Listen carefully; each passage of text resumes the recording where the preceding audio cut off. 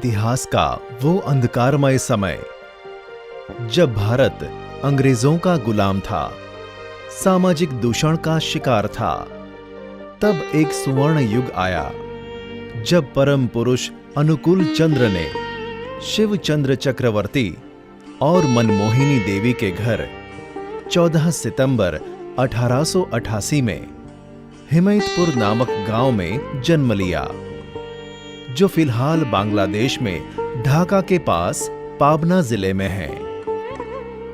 अनुकूल चंद्र जी का बचपन अन्य बालकों की तरह सामान्य था, परंतु बाल्यावस्था में ही उनकी असाधारण शक्तियों की झांकी देते रहे।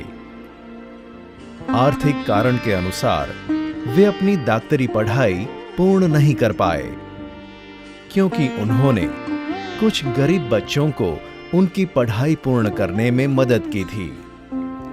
फिर वे अपने गांव वापस चले गए और अपनी डॉक्टरी सेवा शुरू की। अपने दिव्य स्पर्श और उपचारात्मक शक्ति की वजह से बहुत लोग उनकी ओर आकर्षित हुए। उन्होंने आध्यात्मिक ज्ञान के साथ साथ लोगों के साथ कीर्तन भी शुरू किए। कीर्तन के दौरान वे अक्सर भाव समाधि में लीन हो जाते और उस दौरान दिव्य वाणी से सत्संग करते थे।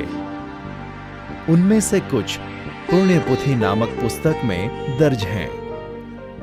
बहुत ही कम समय में वे प्रसिद्ध हो गए थे और लोग उन्हें श्री श्री ठाकुर अनुकूल चंद्र के नाम से बुलाने लगे।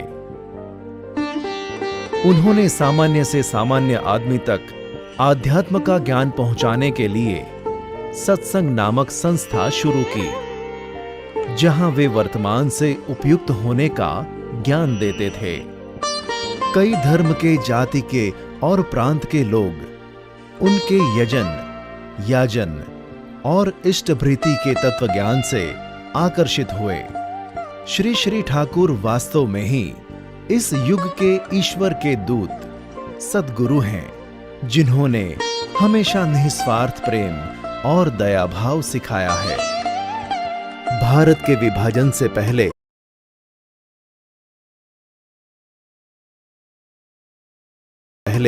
उन्होंने बांग्लादेश में सब त्याग दिया और सत्संग दियोगर में स्थापित किया, जो फिलहाल झारखंड में है।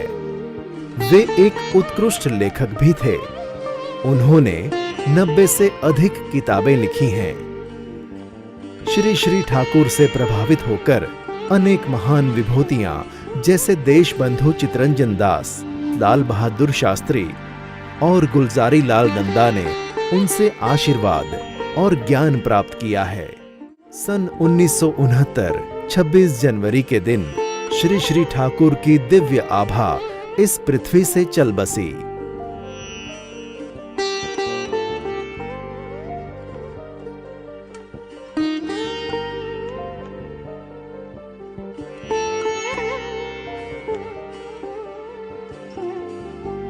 उनके आदर्शों पर आज भी सत्संग